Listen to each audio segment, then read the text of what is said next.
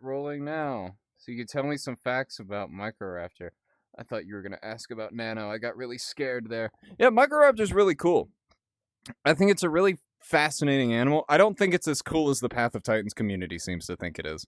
They keep asking for Microraptor like over and over and over. But yeah, it's got 4 wings, which is very strange. There was a documentary, I should say speculative documentary called The Future is Wild. They had a bird in that speculative documentary series that had 4 wings. I think they called it a sonar or something. And that was actually before we found Microraptor, which had 4 wings. The discovery of Microraptor also indicated to paleontologists that the tree down method of bird evolution was possibly what birds came from. There was always this debate about whether it was from the ground up or from the trees down, and we know now that it was possibly from the trees down because having 4 wings increases surface area, which makes it a lot easier to glide. But yeah. How did the boot taste? I haven't had the boot yet. I'm thinking about ways I can do that without getting like lead poisoning. So what I'm probably gonna do, if I ever do it, which already bit shaky if I can, I'd get like a bunch of chicken or ground beef and I'd like mold it into the shape of a boot and deep fry that. That's probably how I would do it. And they can't see you at all over there. But yeah. Is it frozen for anyone? Am I good? Any notable paleontology news? Yeah, there is a ton of paleontology news today. Actually, just the month of October is insane for paleo news. We had the Edmontosaurus discovery. There was a new African crocodiliform that was found as well. Say hello to the Compy, which also may or may not exist. Actually, no, Compy would keep the oh, and they're gone. Obviously, Nanotyrannus is back. We actually have 2 species of Nanotyrannus. There's Lacensis and then Lethaeus, I want to say, is the new species. I would also like to say that genuinely, before the paper came out, there was a vast majority of the paleontology field doubted the validity of Nanotyrannus. A vast majority of them. And to the point that, like, almost all of the people I followed thought Nanotyrannus was a juvenile T-Rex, and and a lot of people are switching up now because, well, the evidence is honestly overwhelming. But with the evidence that we had, there was no reason to think it was a valid genus separate from Tyrannosaurus. But it is actually really interesting because it's not even closely related to Tyrannosaurus. In fact, it's thought to have descended from the Appalachian Dryptosaurids that migrated into Hell Creek near the end of the Cretaceous. So yeah. Thanatos Dracon. Thanatos Dracon's a really cool Asdarchid pterosaur from, I want to say Africa. Was it Africa? I want to say it's Africa. It's got a really cool name. It's literally the Dragon of Death. Thanatos Dracon. Are you from Africa? South America, sorry. South America. Well, they were close enough in the prehistoric world. Maybe not in the late Cretaceous. 86 million years ago, the Dragon of Death. Yeah. Very cool animal. Not as large as the other members of the Asdarchid family, but still notably large. So yeah. It's from Romania. It says it's from South America. Hold on. Hold on. Now I gotta know. Am I being lied to or not? We gotta get to the bottom of it. No, it's late Cretaceous period of what is now Argentina, 89.6 to 86.3 million years ago. Its remains were found in the Platateer Formation of the Newegg Basin in the Mendoza province. Interesting. Is that true that Is it true that sauropod laid their eggs? They leave their young. Yes, that's type K parenting. I think. I think it's is it type K and type R? I always refer to it as like you have the parenting, you have like the human method, and then you have like the sea turtle method, and they likely had a sea turtle method. They would make this big nest and then lay like hundreds, if not thousands, of eggs in it. And what are you doing? Hello. I don't know. Oh yeah, they can just barely see you. You're like all the way down there on the floor. If you want to float, yeah, there you go. There you go. I got a little buddy this stream. This is my little buddy. He's a compy. But yeah, that's our selection. Okay, yeah. Sorry, I'm not cool. I'm not incredibly familiar with the actual terminology for that. I've just heard that in passing. So, because I always call it sea turtle or human method, whichever is the one that they use. But hello. But yeah, they lay because like the thing is that it's really hard to be a good parent when you are like the size of a 5-story building and your babies are like a foot tall in some cases. So the best solution would be to just kind of lay the eggs, bury them, and leave them. So yeah. But yeah. Respinosaurus is omnivores. No, they were pescivores with also a slight bit of opportunistic land carnivore. Yeah, what was it? Was it Baryonyx that has like the iguanodon, like the juvenile iguanodon bones in its stomach contents? That was like really weird. But yeah, very cool stuff though. Would be cool if Jurassic World Evolution 3 had mods like JW 2. They'll be a thing. They'll be a thing. Don't worry. But yeah.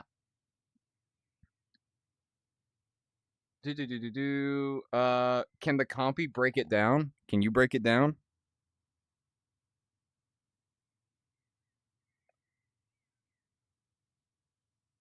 Very nice. Is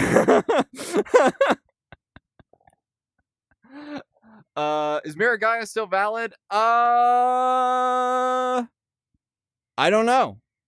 Though to be fair, with Nanotyrannus being valid and also possibly Dracorex and Stygimoloch being valid, there's a good chance that Miragaia might go the way of them as well. I'm not completely convinced it's its own unique valid genus, but I wouldn't complain if it is. It could be a younger Dacenturus. It could be its own thing. That debate's still ongoing from what I hear. But yeah. Yeah. What is your opinion on the Compsognathus is the best dino? Well, there's one right here. What do you think of yourself, little compy? I'm the best. They're the best, yeah. I mean, Troodon also came back, I think. Troodon kind of came back. They're still working on that one. I think the last I heard, it was thought to possibly be synonymous with, oh god, what was its name? There was another Troodontid in the region that I forget the name of. Was it, no, that's not the right one. There's another Troodontid that it's thought to be synonymous with, and if that is the case, then the Troodon is the older name, so that would be kept. I think its validity is still a little up in the air, though. By the way, speaking of that, did you guys, when the Nanotyrannus stuff came out, it is so weird, but also really fascinating how fast Wikipedia works, because used to, if you looked up Nanotyrannus, you got directed to the Tyrannosaurus wiki, but now Nanotyrannus is valid, so immediately the Nanotyrannus Wikipedia page pops up now. I saw that when it was like Nanotyrannus Wikipedia last edited like 13 minutes ago. It's crazy. It's awesome though. But yeah. Used to be yeah. Look at Dinotherium. Dinotherium, from what I remember, and I don't know too much, Dinotherium is a elephant relative, though I don't think it is a true elephant. There are many parts of its biology that are very different from how you would expect with oh with other more traditional looking elephants. Though it does have a lot that would become a lot of traits that would become a lot more prevalent in later elephants.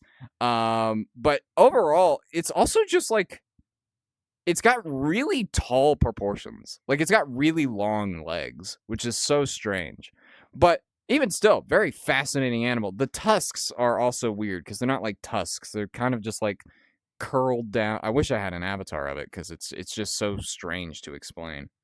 We should get you like candles so like it looks like you're like going back and forth with them. Yeah, there you go. But yeah. Um If Prehistoric Kingdom had mods, Prehistoric Kingdom probably will have mods. It wouldn't be hard to integrate them because they have like the Steam Workshop and stuff. But yeah. What is that diner on your desk? This is Compy. You want to tell them a little bit about yourself? You know anything about Compy? Rawr, Okay, rawr, yeah. rawr, rawr, rawr, rawr. There's some interesting opinion pieces on the Compsognathid family in general that I think are really fascinating. There was Mark Witten's blog. He's a paleo artist. And he suggested that because every single Compsognathid fossil we have found have been juveniles, there is a good chance that Compsognathids are actually just the hatchling or infant state. You're throwing the pencils off my desk. Anyway, could be the juvenile or hatchling state of larger theropods. That is yet to have a paper on it, but it is a really neat theory. But yeah. How would a Lambeosaurus defend themselves from a carnivore? Kicking. Lots of kicking. These are large, like elephant sized, and I'm saying elephant broadly as they can be like African elephant sized or maybe just Asian elephant sized. Asian elephant's probably closer for Lambeosaurus. It's big, but not like as big as the other hadrosaurs. But even still, even if it was the size of a horse, I imagine getting kicked by that thing would be very painful.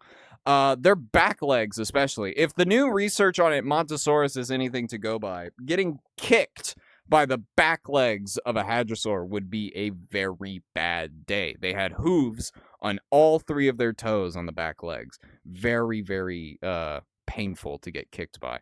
I'm also curious to know if other hadrosaurs also had like the sail-like structure going down their back, because there are plenty of hadrosaurs that we know had that like rigid back plating.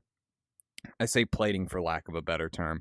But they have like these little spikes that stick out of the back of their back.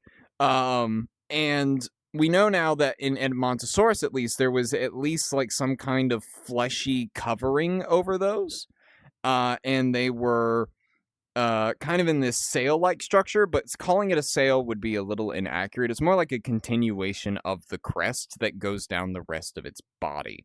So yeah, even still, there's the Dinosauria animation, A More Ancient Spring, is a great one to go off of.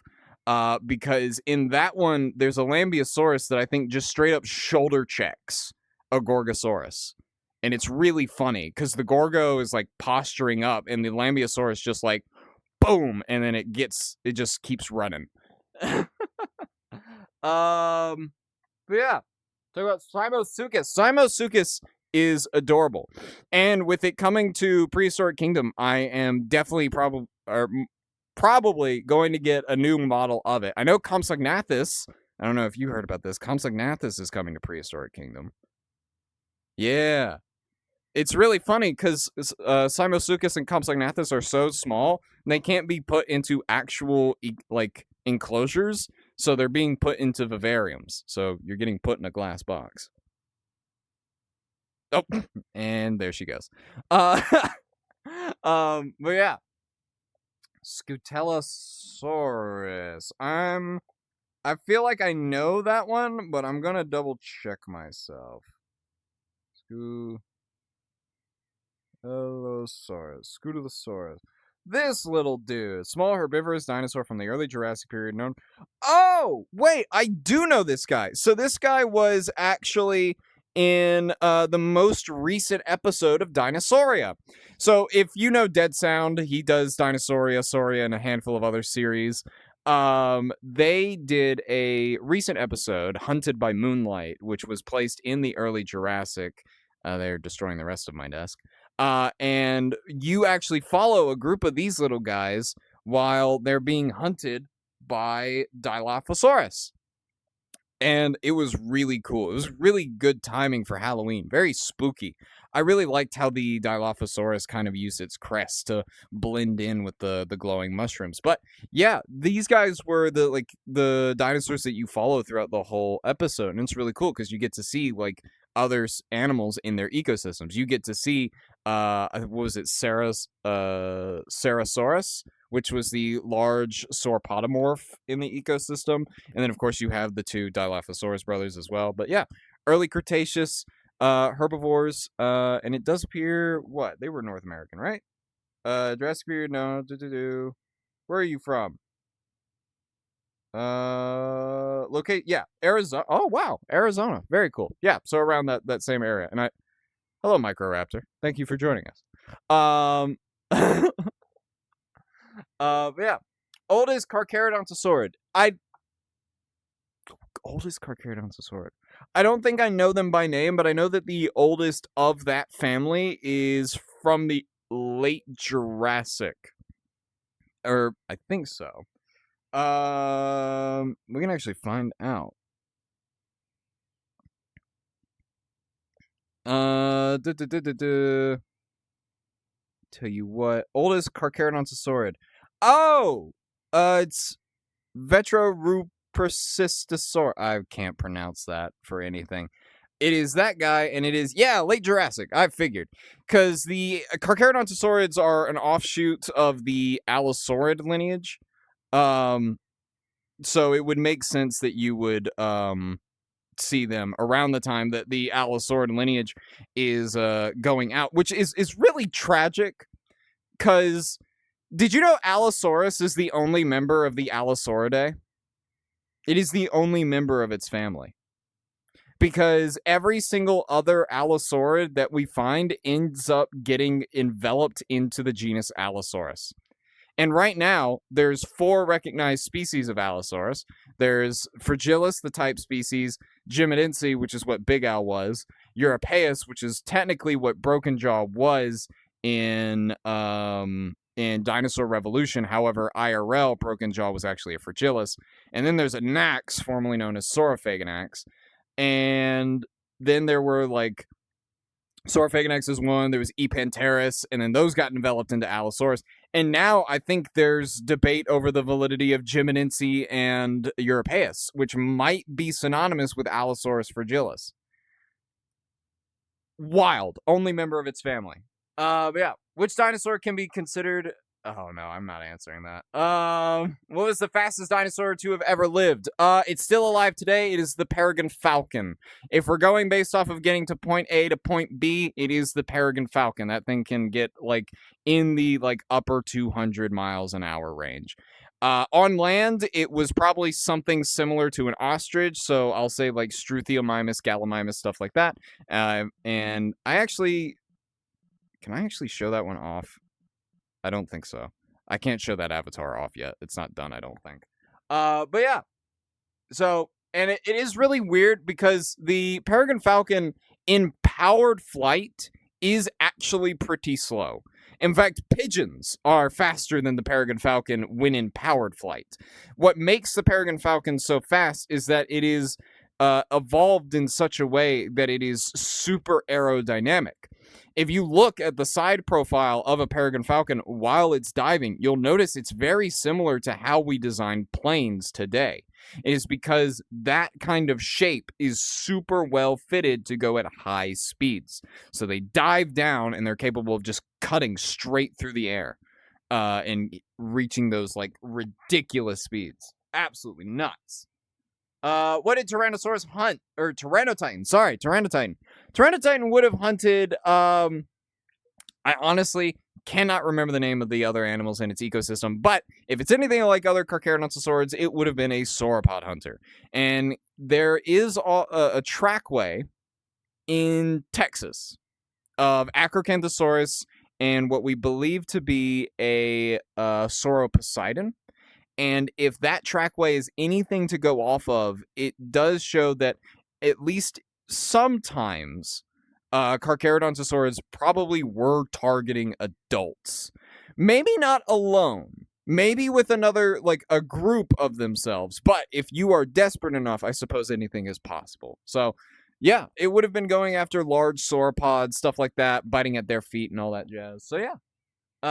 Yang Juanosaurus. Yang, the biggest carnivorous dinosaur is T-Rex. Yang Juanosaurus is honestly overshadowed a bit by its closest neighbor, that being like Eutyrannus. So a lot of people talk about Eutyrannus and then don't really get the chance to talk about Yang. But last I checked, Yang is a Metriacanthosaurid, which that entire lineage is very strange because we don't know too much about them. Just to refresh myself here. Yeah, so late Jurassic, 155 million years ago. These guys are super weird. They've got a really tall head. They have like these big skulls and these really tall heads. And yeah, Metriacanthosauridae, described in 1978. Very interesting. But yeah. And then what's up, Mace? How you doing? The biggest carnivorous dinosaur was T-Rex. What is the tallest theropod? I do believe the tallest theropod is Giga as of still, because you measure the height of a dinosaur based on where its hips are. And you're very cursed looking, you know that? Okay. Good. I'm doing pretty good. It would be Giga. Yeah, Giga would be the tallest because you're measuring where the hip is. A lot of people will say Spinosaurus because they're counting the sail, but the sail is above the hip and not actually like, well, I guess technically some of the vertebrae are connected to the hip. Yeah, sure, but they're not like a part of the hip. Therefore, Spinosaurus is not the tallest. In fact, Spinosaurus isn't even the tallest Spinosaurid. Suchomimus is taller than Spinosaurus on a technicality on like hip placement and stuff like that. It's wild. Get some cool Nanotyrannus facts. Yeah, sure. I suppose you can. So there's 2 species of it so far. There are morphological differences between Nanotyrannus and juvenile tyrannosaurs. Yes, we have juvenile tyrannosaurs. Some specimens that we thought were juvenile tyrannosaurs are probably going to get recategorized, but we do have them. There is still the teen Rex specimen, which is really cool because it's a adolescent subadult Tyrannosaurus that has actually been preserved with a palm tree, which is actually very cool. Very interesting fossil. But the main differences between juvenile Tyrannosaurs and Nanotyrannus is the presence of an additional sinus in the skull of Nanotyrannus, as well as the presence of a seemingly like vestigial third digit. So on the outside, Nanotyrannus had 2 digits. It had 2 fingers, just like T-Rex. However, there is a third digit that would have been inside the skin and muscle enveloped into it, a seemingly useless vestigial digit on the forearm of Nanotyrannus. So that differentiates it morphologically from T-Rex in general, because we have found no T-Rex with that kind of useless third digit on the hand. But this also means that it is not closely related to T-Rex the way that we thought it was. The way I had figured it is that people thought that Nanotyrannus was... There sometimes species will adapt and stick to a juvenile-like body stance because it provides a different opportunity within an ecosystem. So the way I had always thought that people had been explaining is that it was a lineage of Tyrannosaurus that stayed really small or had gotten really small to fill a medium-sized niche. However, we know now that because of this third digit, Nanotyrannus is possibly a Dryptosaurid from the eastern half of North America, known as Appalachia. During the late Cretaceous, the Hell Creek Formation is a land bridge between the western half of the continent and the eastern half of the continent, because most of the continent of North America is split down the middle via the Western Interior Seaway. So, what ends up happening is that a land bridge forms where Hell Creek is, and these Dryptosaurid tyrannosaurs migrate from Appalachia into Laramidia, thus giving us Nanotyrannus. So, yeah, very wild story. Why are there lots of Allos, Metriacanthosaurus, Allosauridae, and Carcharodontosauridae? Because they were successful. That's the whole reason there are so many of them. If a lineage has so many members, it means they were successful. If it has so many members on several different continents through several different time periods, that means they were very, very, very successful. And throughout most of the Jurassic and early Cretaceous, there were a lot of ecosystems that were flourishing with herbivores that these predators were really good at adapting to hunting. Allosaurids stuck with like Camptos, Stegos, and stuff like that, and would compete with Megalosaurids and Ceratosaurids. Or I guess Ceratosaurus. I don't know. Are there other Ceratosaurids? Or are they in like a similar situation to Allosaurus? I gotta check that again. I think there's other Ceratosaurids. But yeah, it's just because they're successful. So they enter a new place, new time, new ecosystem, stuff like that. And like, oh, hey, look, there are animals here that are not being hunted by anything else. Or in some cases, oh, hey, look, there are animals here that are being hunted by an animal that's actually half my size. I'm going to bully it out of the ecosystem or force it to adapt to my presence as the new apex predator, and then they get smaller or go extinct. So it's basically just all of that over and over. Biggest plesiosaur to ever live. God, I want to say, is it? I want to say it's one of the species of. I mean, if we're including pliosaurs in that, it'd probably be one of the species of Leopleurodon. But we'll separate them for now. Plesiosaurs, I think it's Elasmosaurus. Last I checked. Let me double check that, because I feel like that could have changed. Because largest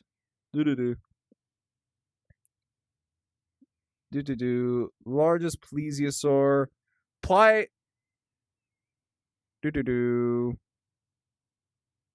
Predator X is the one that comes up for the pliosaurs. Yeah, Pliosaurus is the largest pliosaur. Plesiosaur. What is the largest plesiosaur? Oh no, it goes to. Oh no, what? Pliosaur is a specimen of Arctonectus from. Oh, Arctonectus! Oh, from Antarctica. Oh, this is actually going to be the focus of a new episode of Dinosauria, I think. The next episode of Dinosauria to come out will actually feature this guy, so be on the lookout for that. It'll take place in Antarctica, back when Antarctica and Australia were the same continent, or, well, same landmass. But yeah, very cool stuff. I remember that in the trailer, the opening part of season 2 of Dinosauria. They had like a little Muttaburrasaurus like approaching one of them. Very cool. Yeah, thank you, Ellie, for the rose. How'd you do that with your tiny arms? But yeah. Need more marine dinos in movies. Well, that's the funny thing. There are no marine dinosaurs. Unless you're counting penguins. And maybe Spinosaurus. Spinosaurids. Even then, those guys are like semi-aquatic at best. Same goes for penguins. But penguins are far closer to that. Most of the lineages that people assume are aquatic dinosaurs aren't dinosaurs at all. You have several lineages like mosasaurs. Mosasaurs, straight up lizards. Those are not dinosaurs. Those are lizards. Those are squamites. Plesiosaurs, pliosaurs, ichthyosaurs, those guys are weird. And honestly, I think they're closer to turtles. That's a bit up in the air these days. Turtle evolution is weird. So that's, I guess, pending. But yeah. The difference of Ocellaria and Spino, because they're just the same to me. Wait, what? Um, so the difference is there is none. Because Oshalaya is known from 2 bones and they were destroyed. That's it. Like, the only parts of Oshalaya we have were 2 pieces of its upper jaw. There is no way to tell if this thing even remotely resembled Spinosaurus or if it didn't. We have no clue. And historically speaking, inference and phylogenetic bracketing for partially fragmentary Spinosaurids has not gone over well. Do you remember how inaccurate the old Spinosaurus designs were? Just think about like just over 2 decades ago in 2001. Think of the Jurassic Park Spinosaurus. And then in 2013 with Planet Dinosaur, we were still depicting it like that. Then we found the shorter back legs. We thought it was quadrupedal for a while. Then we found the tail. 2020, found out it was bipedal and had the massive tail. So, historically speaking, phylogenetic bracketing for Spinosaurids has been very, very hard to do reliably. Lot of missing pieces. So it could look like Spinosaurus, or it won't, or isn't. Or maybe it is Spinosaurus, and it's not even a separate genus. So, who knows? Yeah. What dinosaur has the most gorgeous color variations? There's a lot that I could hypothesize on. There's plenty of ones like Ceratopsids probably had very colorful frills. Stegosaurids probably had like very colorful backplating. There's a few that we know the colors of. We know that Boreapelta had like this rusted red color, and we know Microraptor was like an iridescent crow color. And then think we have some like slight pigments of blue on at least Edmontosaurus regalis or regalis. I found out that can be pronounced multiple different ways the other day when I was doing a collab with Regalis here on TikTok. But if I'm going to hypothesize, I will say Stegosaurids because they probably had very beautiful plates. If I'm going to use actual color variations and stuff that we know from an extinct dinosaur, I will say Sinosauropteryx. They were very orange and had a striped bushy tail. And if we're talking about living, I will say the cassowary because the cassowary is a very striking blue color. So, yeah.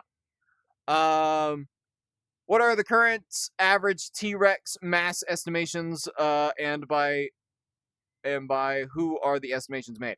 I don't know who exactly has made the recent estimations, but the current average for a T-Rex in weight, or at least what we know to be like an adult-sized T-Rex, is anywhere between 8 to 11 tons. That is your average. Anything lower than that is below average. Anything above that is above average. So you have things like Goliath, which is pushing 12.5 tons if we're estimating Goliath correctly, which, again, historically is very hard to do, even with tyrannosaurs, because there's missing pieces of that femur, and we don't know how far up the rest of that femur goes. So hard to say for that. And I think, obviously, we do have, like, younger individuals, though it is really... Yes? Oh, awesome. That's something for later. I'll keep you guys informed on that. I got the figure. The Yichi is here. The Yichi has landed. I'm super happy about that. Keep up with that, because I have a special announcement in the Discord. Join the community Discord, by the way, and I'll probably be posting a video about this tomorrow. So keep an eye out for that. Anyway, what were we on again? I'm sorry, that just like blanked my brain. What were we doing before the package got here? Rar. Or you don't... Okay. Oh, yeah, T-Rex mass estimations. It's still really hard to just get, like, a full grasp on, like, how big an animal is from one bone. That's why size estimations are somewhat unreliable from fragmentary specimens. That's why you should take things like Cope and Goliath as, with a little bit of a grain of salt. But, yeah, anyway. Did dinosaurs go trick or treating? I mean, I did. By the way, I said this last stream. Trunk or treating has ruined Halloween. Is ruined Halloween. I understand its purpose, but man, where's the whimsy? They just erased the whimsy from Halloween, and it hurts. It hurts. I don't know. Is Megalodon a big great white shark? Is a Kilobator valid? Yes, last I heard, it is valid. No. So, Megalodon, funnily enough, it's a part of the same family that gives us the great white shark. However, it's on the opposite side of that family. And just to kind of give you an idea of like how drastically you can change while being in the same family, Baryonyx and Spinosaurus are in the same family, but on opposite sides. So, and there is a lot of differences between those two animals while still being in the same family. We have found recently, based off of, okay, a little bit of background. Most cartilaginous fish, like sharks, do not possess bones. The hardest part of their bodies that will fossilize are teeth and jaws, right? However, sometimes the cartilage skeleton of sharks very rarely does fossilize. The parts that do fossilize are mostly vertebrae. Vertebrae can actually tell us a lot. So when they look at Megalodon vertebrae, they find that proportionally they match up a lot better with things like mako sharks. And this led to a paper that came out, I think, over a year ago now, that said that Megalodon was possibly a lot bigger than we thought it was. I think it's putting its estimates at around 80 feet long. You can draw on the board if you want. You got to use the side with the light on it, and then like press the trigger and draw. There you go. But yeah, so Megalodon was possibly a lot bigger and probably closer in relation to things like mako sharks. So yeah. Catching up with chat. What's trunk or treating? Trunk or treating is like all the parents get their cars in a parking lot and they make like a circle and you go around to like everybody's like car trunk and you get candy. It's dumb. I don't know. Anyway, is Ampeliosaurus Minmi and Eoraptor valid? Ampeliosaurus might be. Minmi, as much as it hurts me to say, Minmi might not be valid. But Eoraptor from the last I checked is valid. Eocarcharia I don't think is valid. Eocarcharia probably isn't valid, unfortunately. But yeah. What software is this? I'm using VR chat, funnily enough. You know someone called Red Raptor Writes? Yeah, that's a YouTube channel. I don't know them, but I know of them. Opinion on Therizinosaurus. Therizinosaurus is awesome. Therizinosaurus is this large herbivorous theropod from the late Cretaceous. It lived in and around like Asia during the late Cretaceous. Fun fact, we used to think Therizinosaurus was a turtle. We thought it was this big turtle and had these big old claws. We know better now. But there are also two other things about Therizinosaurus that are interesting. One of them, we have never found its skull. We have never found the skull of Therizinosaurus. Now, we have found the skull of other Therizinosaurids. So anytime you see Therizinosaurus, it is likely being reconstructed with the skull of, I think, Acrixonatosaurus and Nothornicus, I want to say. Another thing is that I don't know if you've heard of this. This is really cursed. There's a debate on whether or not Therizinosaurus is plantigrade. Now, if you don't know what that means, most dinosaurs are digigrade, right? Digigrade means that instead of walking on the balls of their feet, they actually walk on their toes, right? And I'll move the camera down here. So dinosaurs don't actually walk on their heel. Their heel is actually raised up off the ground right here. This right here is their heel, right? And then their knees right here, and then the rest of their thighs right here. So they are walking on their toes. However, there is a debate going on on whether or not Therizinosaurus actually walked on the balls of its heel. The reason some people think that is that there are some interesting trackways that have been attributed to Therizinosaurus. However, this debate has had no update since like 2006. So like that's still a very much ongoing idea. Very strange. But yeah. Who would win, T-Rex or Giga? T-Rex. I don't usually take sides, but this one I take a hard stance on. This one I take a very hard stance on. Not because I'm biased towards tyrannosaurs, but just because there's a very big difference in anatomy. Tyrannosaurs are built for crushing. They are built for rending, tearing bone, right? And Giga is meant for slicing and cutting and making their prey bleed.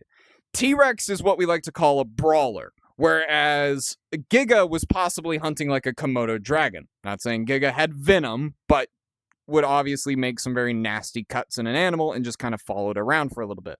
There's a very good interpretation of that in Planet Dinosaur, barring the fact that Carcharodontosaurus looks horribly shrink wrapped, and also Ouranosaurus is there, which it shouldn't be. Ouranosaurus was dead by the time Carcharodontosaurus shows up in northern Africa. But anyhow, there's a very big difference in their anatomy and a very big difference in how they lived and hunted.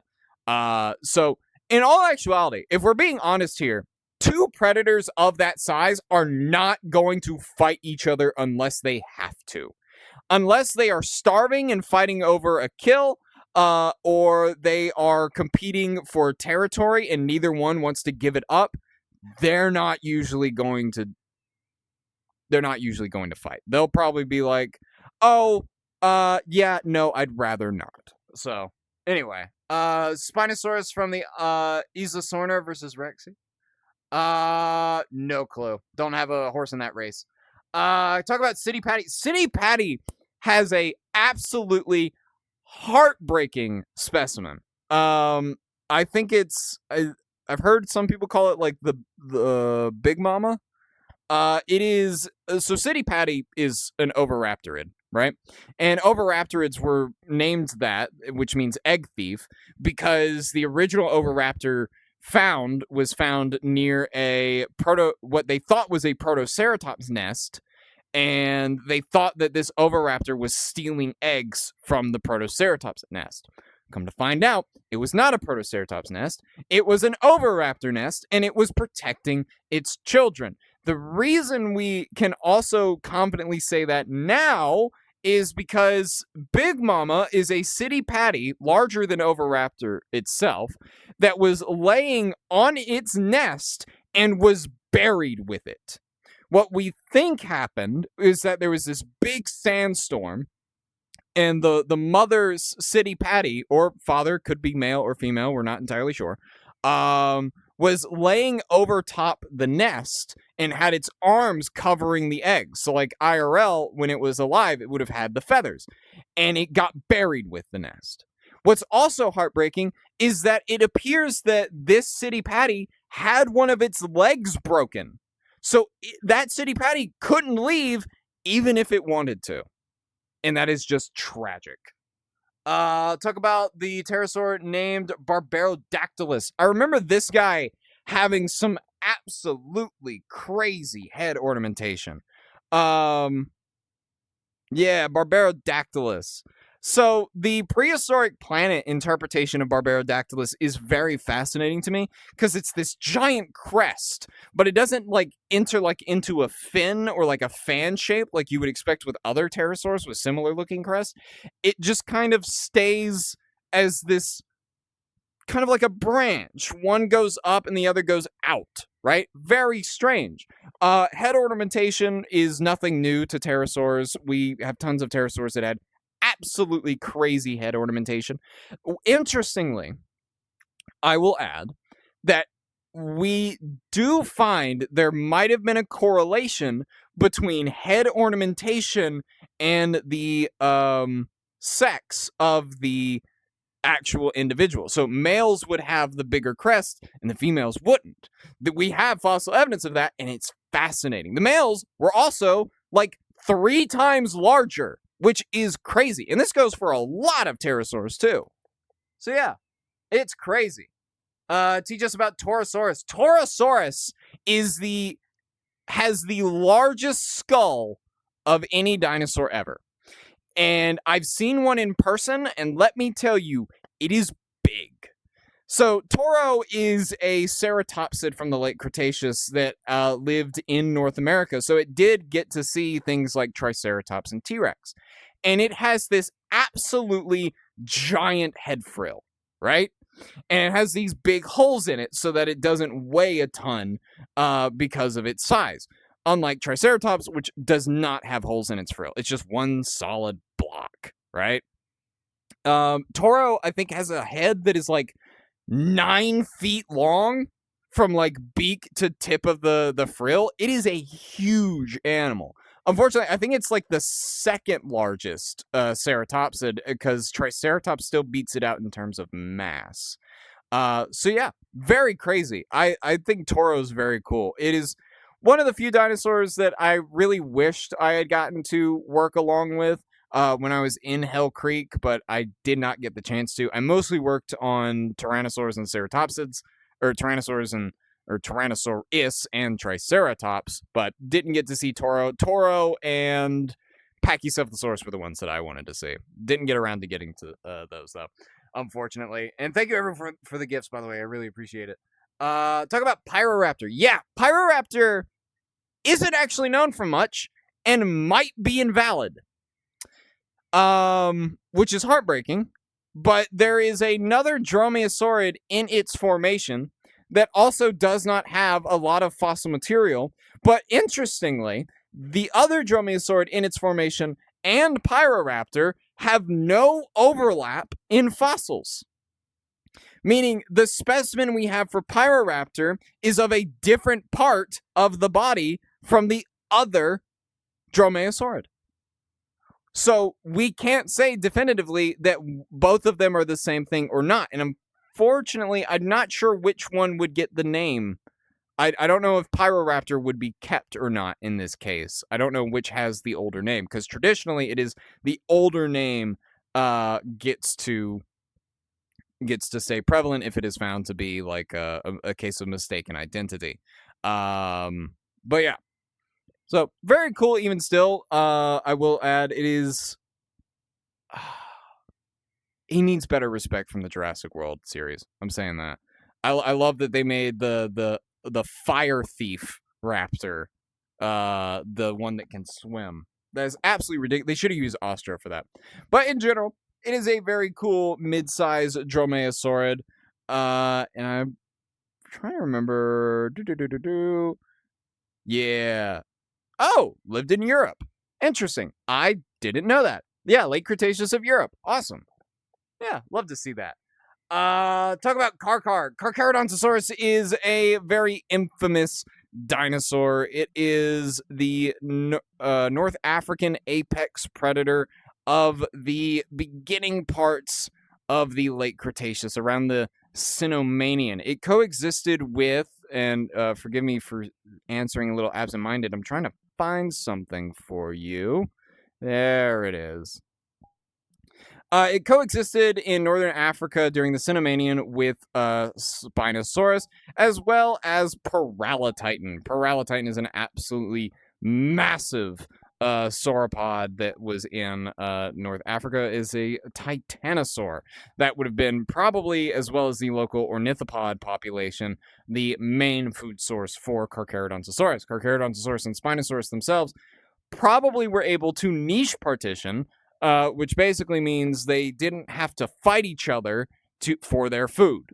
It wouldn't be until the end of the Cenomanian when a shift in global climate temperatures led to the two of them dueling it out for food and resources, and eventually both going extinct because of it.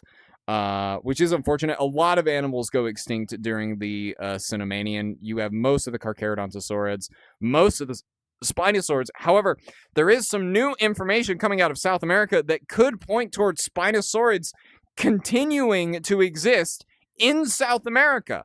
So the Cinnamanian climate shift might not have been the end for the Spinosaurid family.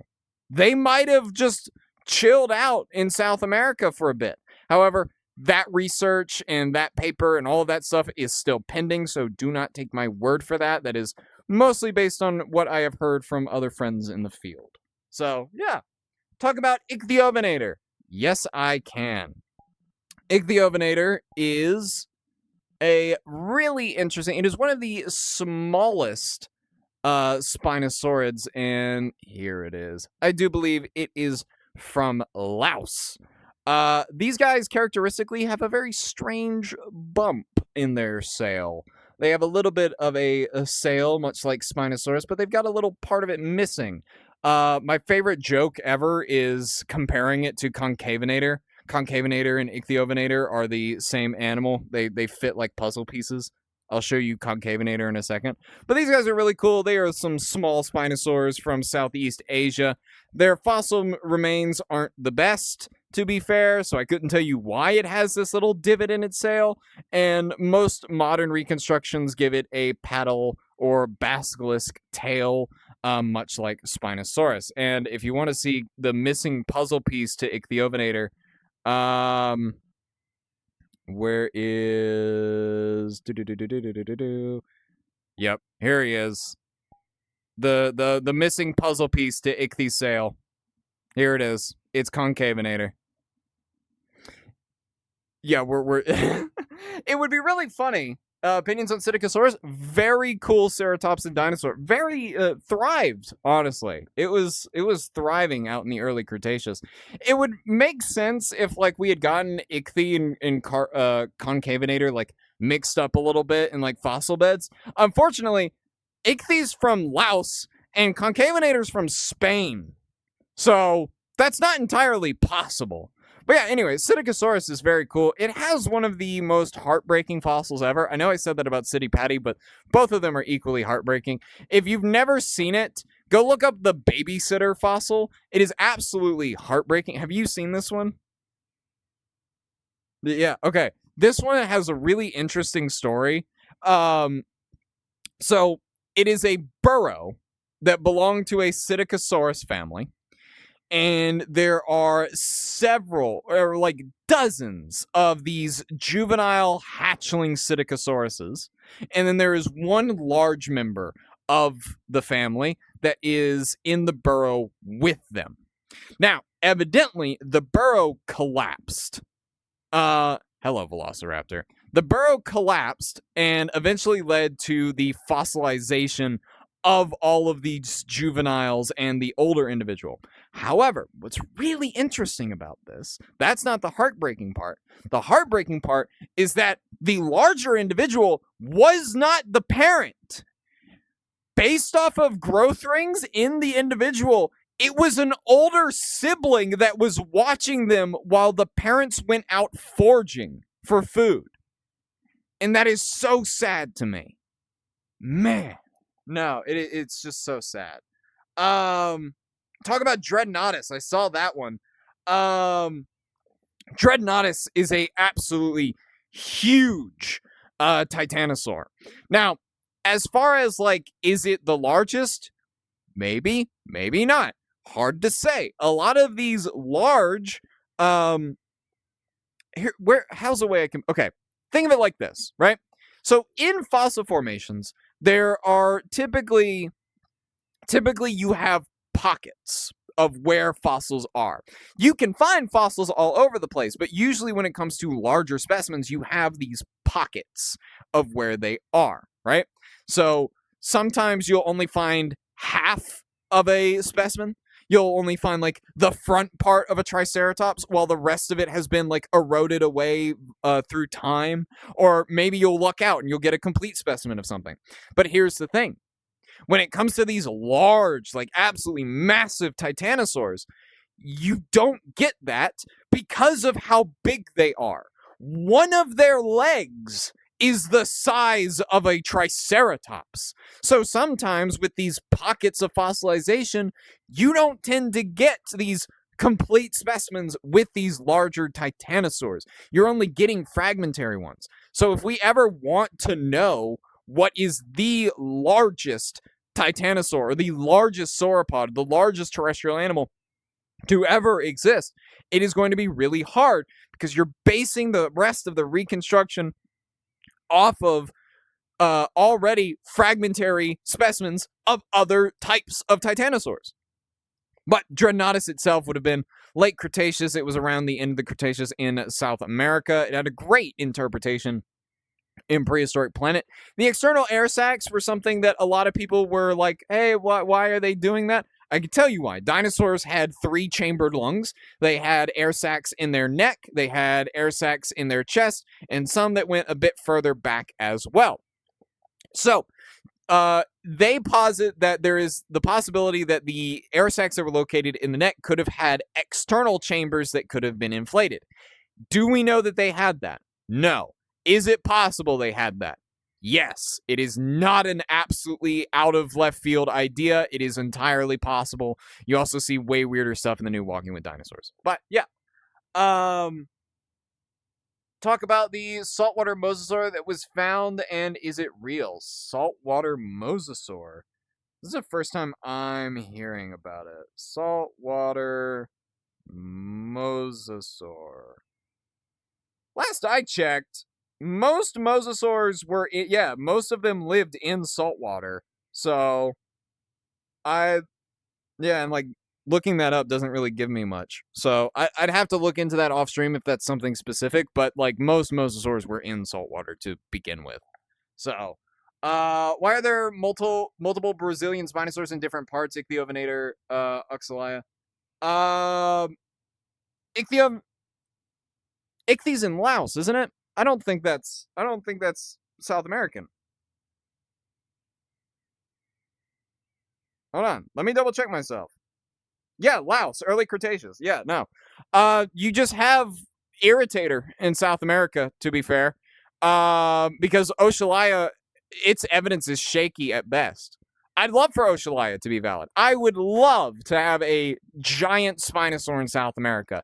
That would be awesome. Unfortunately, don't have a whole lot of evidence to support it. But Irritator has a few, I think, has at least one good specimen that has most of a complete skull, which is good because we were able to tell that it can like split its jaw out to the side like a pelican. Very interesting stuff. Mr. John, please tell me that you believe Megalodon is still out there somewhere. I don't. And I think it is very, very, very, very, very dead. You know why? Megalodon is a surface level warm water predator. If it was out there, we would know. It also looks nothing like the great white or basking sharks. Its proportions are probably closer to a mako shark with gigantism. If you want to say that it developed the ability to go into cold water, okay, sure. You want to say it developed the ability to live in like the Mariana Trench? Hold on. Because that is not possible. Again, this is a giant surface level predator in the ocean that favors warm waters. I'm not saying it's impossible for it to have adapted to it. However, what I am saying is that if it did adapt to living in cold waters, if it did adapt to living in those like deep sea trenches, you know what that is? Not Megalodon anymore. That is something completely new. You have tons and tons of ocean pressure that would make that animal change its shape incredibly so. So even if it did adapt to all of that, it's probably not the same size that it was. It's probably smaller than a great white by now, and it's something completely different. You would have to give it a whole new name. It is very, very dead. So, Postosuchus. Postosuchus is really cool. It is a Rausuchian? I need to, Postosuchus. Here we go. Was it Rausuchian? I need to make sure I'm saying this right. No, yeah, it is. It is a Rausuchian. Rausuchidae. So yeah, these guys are really weird. So during the Triassic, you kind of had two competing groups. You had the pseudosuchids and the dinosaurs. And these were the main two groups that were fighting for terrestrial dominance on Earth, right?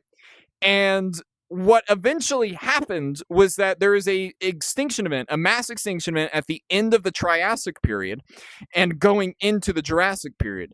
During that mass extinction event, the Pseudosuchians and the Rausuchians get knocked out of the park. They are gone, extinct.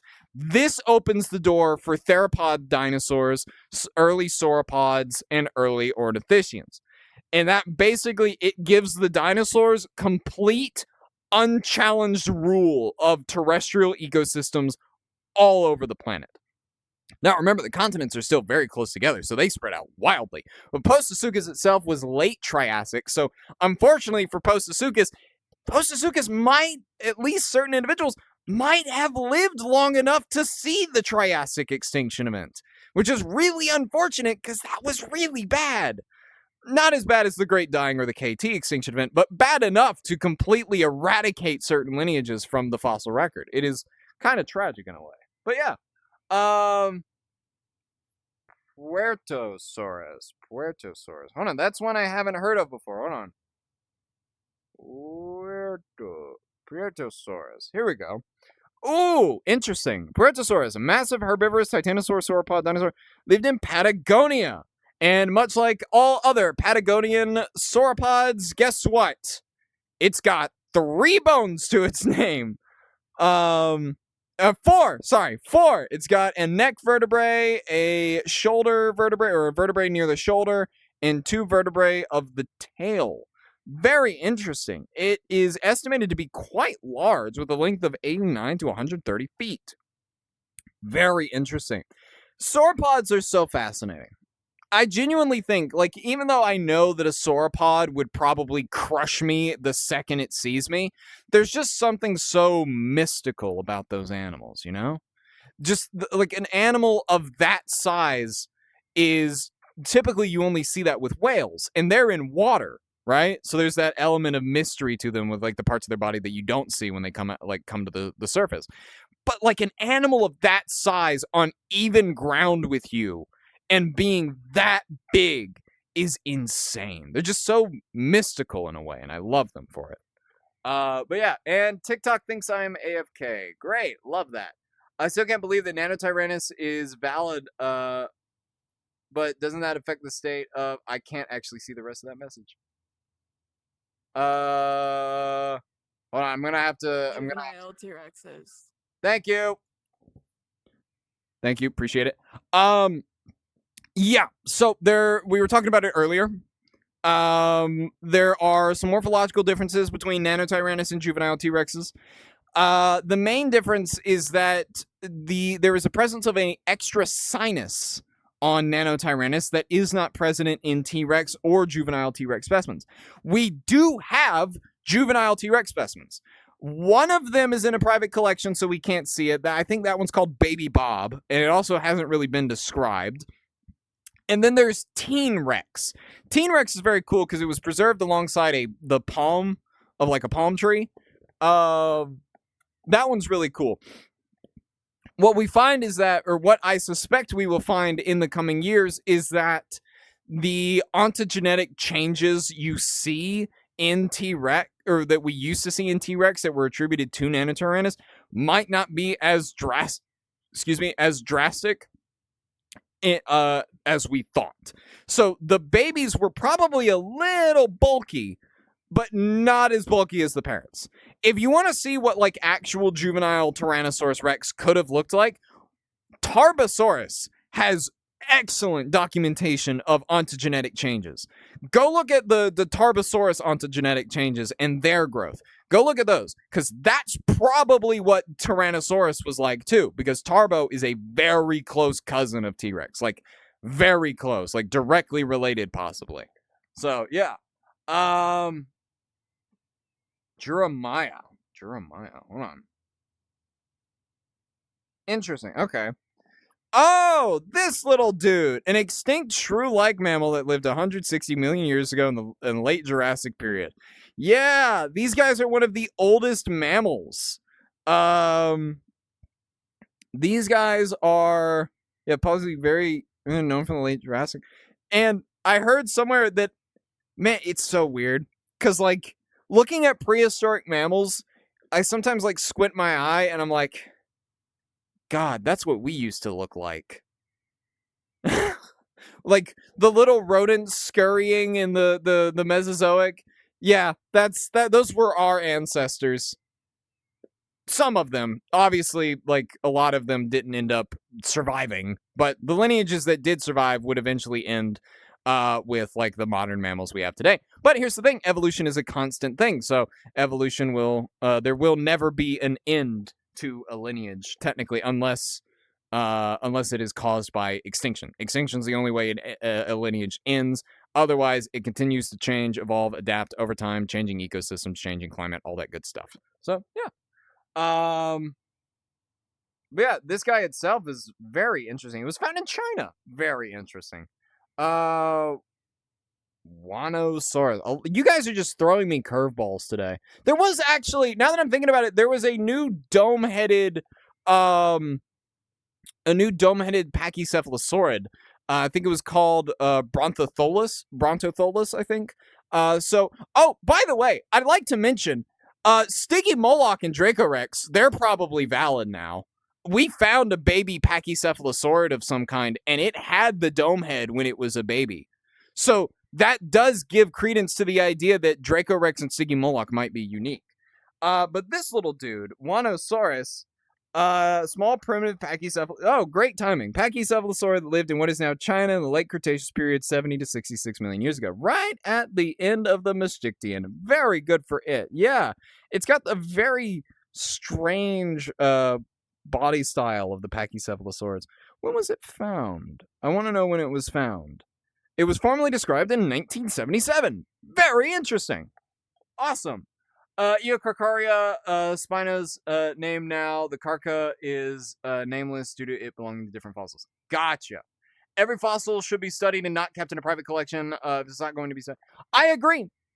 I have the opinion that the way fossils in terms of ownership should go is that the fossils should belong to a university, museum, or scientific institution, whereas the person who found the fossil or the person who owns the land the fossils were found on is entitled to a life-size replica of the fossil material. That is what I think should be done. Now, in China, all the land belongs to the government, right? So when you find a fossil in China, the government gives it to a university or a museum or a scientific institution. That's what they do over there. But since we have very strange private land ownership laws here in the States, that gets really murky. The same thing happened with Sue the T-Rex when you had like the Black Hills Institute trying to claim ownership over Sue, but eventually lost Sue to the person who owned the land that Sue was found on, and then it was eventually sold to the Field Museum, and yeah. It's a crazy thing. What was your reaction when they revealed the new look for Spinosaurus? What, all the way back in 2020? I honestly can't remember what my reaction was, but if I had to take a guess, it'd probably be something like, whoa, that's cool. And then I left it at that. I remember being really excited to see paleo art of new Spinosaurus, of like the 2020 reconstruction of Spinosaurus with a big tail.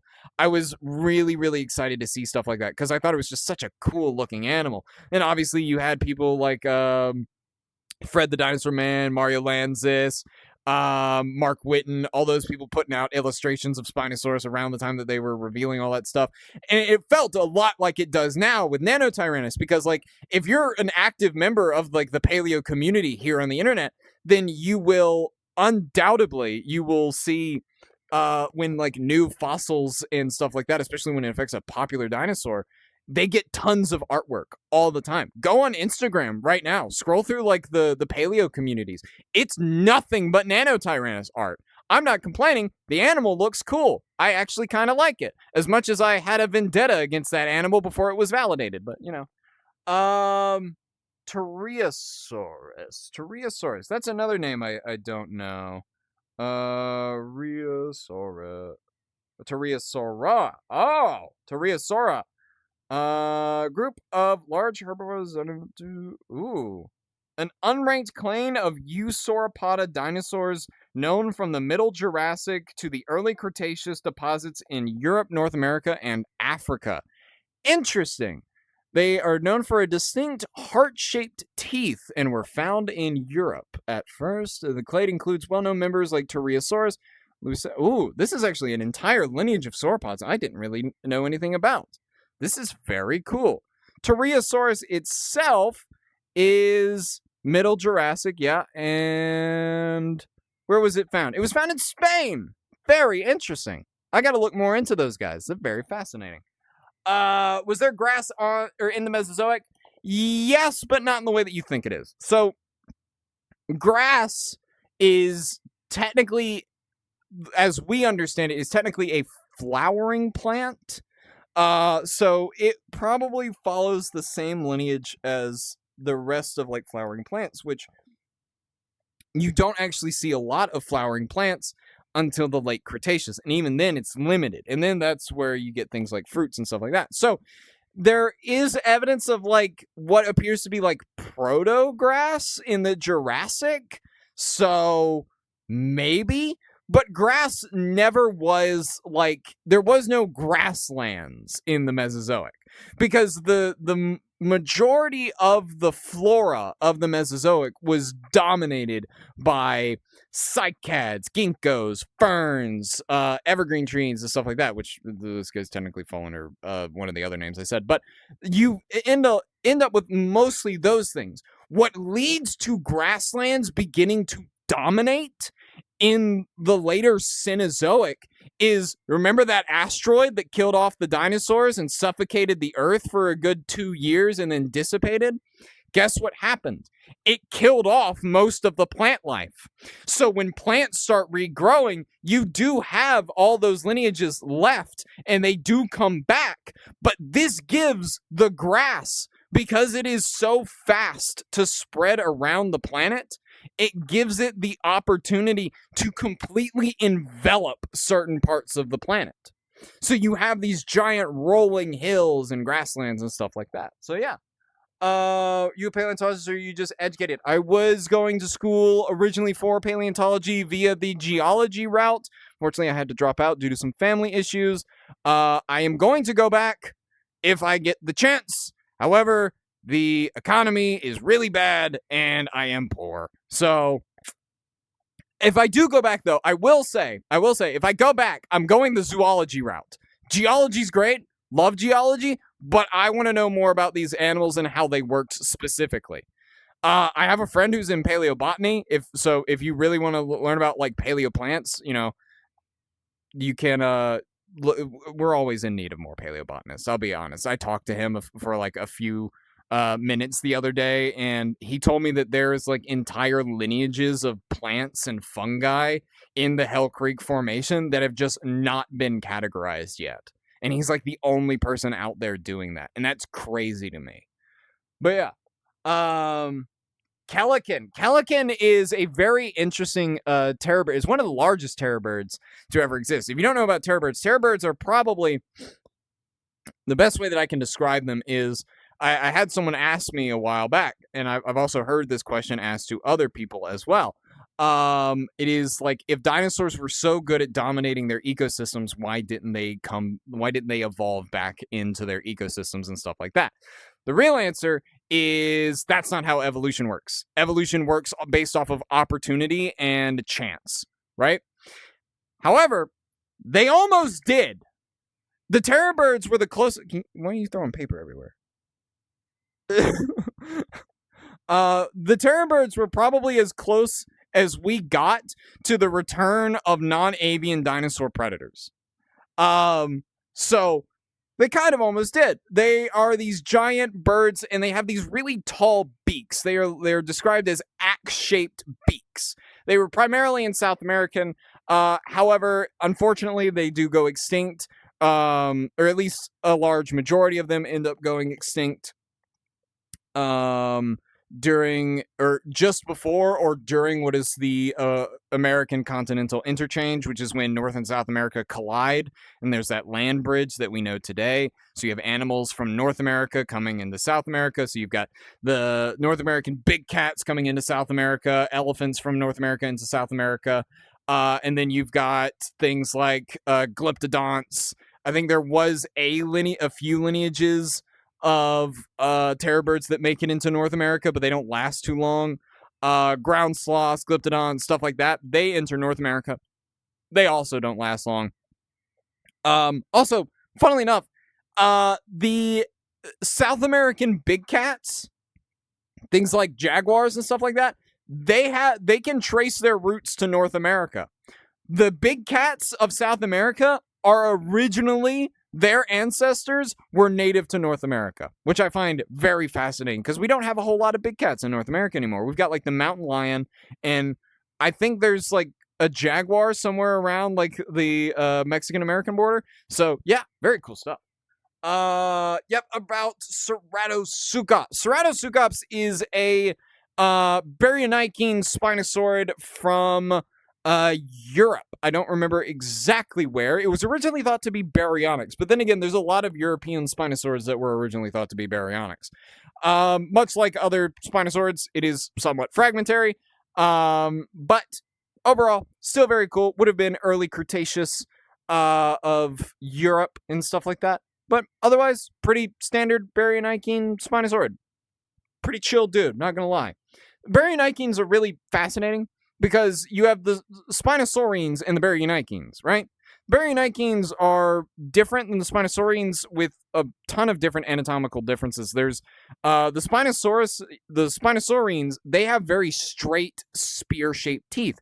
Baryonychines actually have curved teeth, much like a T-Rex. The teeth recurve towards the back of the mouth. This is so whatever they're hunting can't get away, and if it tries to pull away, it is going to hurt a lot, which also does indicate that the Baryonychines were possibly hunting on land and in streams and water. They would probably stick to streams and rivers and stuff like that, or maybe near the shorelines of oceans, catching fish like that mostly. However, they probably were also opportunistic on land, as is with most predators. Talk about Pachycephalosaurus. Yes, I can. As of now, I think there is one recognized species of it. I might be wrong in that regards. There was some weird stuff going on with Dracorex and Stiggy for a while. But it is Pachycephalosaurus wyomingensis. For a time, so when we originally found Pachycephalosaurus, there was this idea that they butted heads, right? The big dome head, right? That was discredited like a while ago, and because they found that the bone structure of the head itself was really soft and spongy compared to the rest of the body. But then they cut the skull of a Pachycephalosaurus open, and they actually found that there were bruise and like heel markings from blunt force impact, meaning they were butting heads. But probably butting heads directly wasn't how they were doing it. Rather than just putting their head down and like slamming into each other like rams, they probably would like wind their heads back and like swing it at the other Pachycephalosaurus, which is really interesting and would also make sense as to why the outer edges of that dome are like hardened and also have like bony structures on the sides. So very cool. Talk about Nanook. Oh, I will gladly talk about Nanook. Nanooksaurus is my favorite dinosaur of all time, to the point that because there is only one really poorly made avatar of Nanooksaurus here on VR chat, I keep a picture of it with me everywhere I go. There he is. There's my boy, Nanooksaurus, right there. But Nanooksaurus is a really cool tyrannosaur from Alaska. It was originally thought to be a Gorgosaurus, and if you've seen the Walking with Dinosaurs 2013 movie, there's a thresher shark, then you might be familiar with Nanook while not even knowing it. So that movie takes place in Alaska. So the Tyrannosaur in Alaska with those Pachyrhinosaurus would have been Nanooksaurus. And when they did a documentary version of the movie, which you can find on YouTube, narrated by Benedict Cumberbatch, they do actually change the Gorgosaurus's name to Nanooksaurus. And that is really cool. I love that. We love when media changes based off of new scientific observation. Now, Nanooksaurus is not known from a whole lot of material. It's known from most of just a lower mandible, and that's about it. So how do we look at that and say, oh my god, this is not a Gorgosaurus, this is something completely different? Well, it actually comes down to Gorgosaurus itself. Gorgosaurus is a very unique tyrannosaur. I say that, but there is also one other tyrannosaur that's very much like Gorgosaurus, Albertosaurus. They are the only inhabitants of a subfamily within the Tyrannosauridae known as the Albertosaurinae. These guys are a lot taller proportionally, a lot skinnier, and possibly a lot faster. They were adapted for a very fast mode of life, so their proportions reflect that. Now, the skull of Gorgosaurus and Albertosaurus are very distinct. So when you look at the mandible stuff of Nanooksaurus, you can very clearly tell that is not an Albertosaurine of any kind, and is in fact a Tyrannosaurine. So it is completely unique. So thus it was given the name Nanooksaurus. Now, other than that, we don't know too much. It was probably comparable in size, if not a little bit smaller than Albertosaurus and Gorgosaurus, maybe even slightly smaller than Daspletosaurus. Hard to really say, because we're not even sure if the material we have of Nanook is an adult. The consensus is that it's probably a subadult and not fully grown, so it could be larger than we think it is. But other than that, it lived in an ecosystem called the Prince Creek Formation. It would have seen things like Edmontosaurus and Pachyrhinosaurus, as well as Dromaeosaurus and possibly Troodon. Stenonychosaurus was the one that they think is synonymous with Troodon. That's the one I was looking for. But yeah, very, very interesting. It was also, go watch a more, what was it? Was it Our Frozen Past by Dead Sound. Nanooksaurus is like the main quote-unquote villain in that story. And I will also show you the only avatar of Nanooksaurus on VR chat. This is it. This is all I got. My favorite dinosaur of all time, and this is what I got. What do you know about Lesmosaurus? Let me actually see. I don't know anything about this guy. I want to know more about it. This sounds interesting. Oh! Is this a... Oh no, wow. This is actually a lot older. Late Triassic. Herbivorous sauropodomorph dinosaur that lived in South America during the late Triassic period, about 210 million years ago. That's very interesting. So this guy has a lot of interesting different interpretations I'm seeing, but a lot of these interpretations seem to be putting it at in a quadrupedal stance, which would probably make it a very early quadrupedal dinosaur, or a very early quadrupedal sauropod, given they don't really adopt that stance until much later. Like even into the early Jurassic, you still have bipedal sauropodomorphs. It sticks around for quite a while. Actually, I am going to switch to this guy. Oh, okay. I don't know why it made that menu or made that noise. Because what's really funny about this guy is that yeah, I can just sit behind the desk. There we go. I'm actually sitting behind the desk now. I love this guy. All right. Yeah. How do you feel that Nanotyrannus is valid now? I think it's really cool to have a new Tyrannosaur. I am a huge fan of the Tyrannosaur lineage, so I will never complain about a new Tyrannosaur. I think the way that they validated was very convincing. And the thing is that, like, okay, I was going back and forth before I even saw the pieces of the paper that came out with several other paleo creators. I was going back and forth with them because, like, I was still convinced. It's just like there's nothing that's in this paper that could convince me that Nanotyrannus is valid. And then like after that was up, I read the parts of the papers, or read the pieces that we have now. I read some takes about it on Twitter. I think there was a Twitter thread with one of the authors. And I talked to a few more people, and man, look, I'll be honest. Who was it? Was it Tyler Stone that said if there was ever a home run in paleontology, this is it? This is a home run. This is it. This is the end of the debate. There will never be a paper within the next week or months, maybe even years, that will prove that Nanotyrannus is invalid again, because let me tell you, their logic is sound. The full paper is not even out yet, and the logic is still sound. The paper is either going to double down on it and add more detail to morphological differentiations of juvenile tyrannosaurs versus nanotyranids, or it's going to be the better part of a victory lap at this point. But yeah, still very cool though. I'll admit. I was wrong, but yeah. Is there a species of Seismosaurus still valid again? No, I don't think so. I think those guys are still synonymous with Diplodocus these days. But yeah. I hope Megalania will be in the new season of Prehistoric Planet. It might be. Might be. By the way, fun fact, it's not called Megalania anymore. That's the old name. That's actually what we call a common name now. It's no longer seen as the scientific name for the animal, but people still call it that, so it is the common name. So I'm not getting on to you. I'm not saying you can't call it that, but these days it is categorized as Varanus priscus. So it is in the same genus as the modern Komodo dragon. That's how closely related it is. And that's crazy to me. But yeah.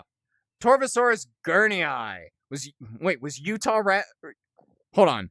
Is Eutyrannus a raptor? No, it is a Proceratosauridae family member and a member of the superfamily of Tyrannosauroididae. Torvosaurus gurnii is possibly the largest terrestrial carnivore to live in Europe. It is the largest theropod in Europe.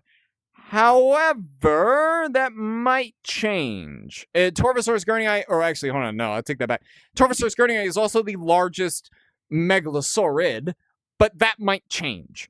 I have heard whispers on the wind that Edmarca rex might be valid. And if Edmarca rex is valid and is a unique genus separate from Torvosaurus, that one will be the largest. That is not confirmed, but I have heard whispers that a paper is coming out soon. So keep a lookout for that one. But Torvosaurus gurnii itself is very cool. Is from the late Jurassic of what is now Europe. They are found prominently in Portugal. Fun fact about Torvosaurus gurnii. Did you know that Torvosaurus gurnii is actually named after the author for Dinotopia? Gurney was the last name of the author, and so they decided to name it Gurnii. Very cool stuff. It was a lot larger than the resident Allosaurus of the formation, which is kind of the opposite of how it was in North America, where the Allosaurs were bigger than the Torvosaurs, but, you know. Oh, wow. Talk about Hatsig Island. Yes, I will talk about this, and that's probably where we're going to leave class, because we've been going a lot longer than I usually do, or at least over a bit.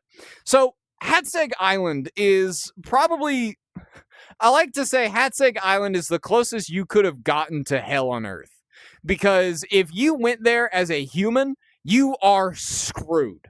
Now, the local fauna and flora, they're fine. It's what's going to come from the sky that is going to be your biggest problem. And that is the giraffe-sized flying carnivorous pterosaur Hatsegopteryx. It is the local apex predator, and funnily enough, it is one of the only terrestrial ecosystems dominated by a non-dinosaur apex predator. Hatsegopteryx is a pterosaur, so it is not a dinosaur, and it dominated this ecosystem. But why? How did it get to this point? I'll tell you. So, When animals are isolated onto islands, there is a process called island dwarfism or insular dwarfism, where larger animals, due to a lack of resources, will over time get smaller. So you had these large hadrosaurs and sauropods that got onto this island, and over time they got smaller and smaller. And then you have a few other ones. You have, I think, some dromaeosaurids that were on there as well. I think they were there. Hard to say, really. I remember something about like small theropods. Um, and because of that, you eventually have an Asdarchid. Asdarchids, by this point, were already really big, right? And were pretty much everywhere. Asdarchid stumbles upon Hatsig Island, or a population of them do, and they're like, hey, everything here is really small. I'm just going to eat everything, and I don't have to stay on the island because I can fly. So it flies off to the mainland or like to other islands and stuff like that. And it gets bigger and bigger and bigger. It's going around the insular dwarfism part because it doesn't have to stay on the island. So Hatzegopteryx, this giraffe-sized flying carnivore, just dominates this island because of how much of an advantage it has on the local animals. So yeah, fun facts with Hatsig Island. Very fascinating formation, I'll say that. Stuff like Hatsig Island very, very rarely fossilizes. So this might have happened many different times throughout the Mesozoic. We'll probably never know about those times, but we do at least know about Hatsig Island. All right, so we have been going for just over an hour and a half now, and I like to keep our classes just under that. So we are going to end class here. Once again, be on the lookout for some interesting videos regarding technically my first merch drop. And if there are any questions that you asked that I didn't get around to, we only have so much time here. I am only human. I know I look like a raptor, or a mega raptor, which aren't actually raptors. But if you would still like your questions answered, you can go to the comment section of one of my videos, and I'll get to you as soon as I can after stream. Or you can join the community Discord, and we have an entire channel called Lakota Questions, where you can ask me questions about whatever you want. Well, whatever you want about prehistoric animals. But yeah. With all that being said and done, thank you everyone who liked, commented, shared, and followed. These streams are absolutely nothing without you guys, and I want to check something. Oh, dude, we're almost to 100,000 followers. When we hit 100,000 followers, I'll make this announcement right here, right now. When we hit 100,000 followers, I'll do an NVR class. I will let you guys attend these classes and ask me questions in the classroom. That is what we will do for 100,000 followers. That is what we'll celebrate. So be on the lookout for that. But yeah, with all that said, oh yeah, and of course, very special thank you to everybody who gifted. You guys are awesome. I love y'all. Thank y'all so very much. And yeah, with all that said and done, I hope you guys have a great rest of y'all Saturday and weekend. I hope Halloween didn't treat you too bad. Happy Halloween, or happy late Halloween. I suppose it is, All Hallows Eve. Anyway, you guys have a great rest of y'all's day. I'll catch y'all later. Y'all have a good one. Bye-bye.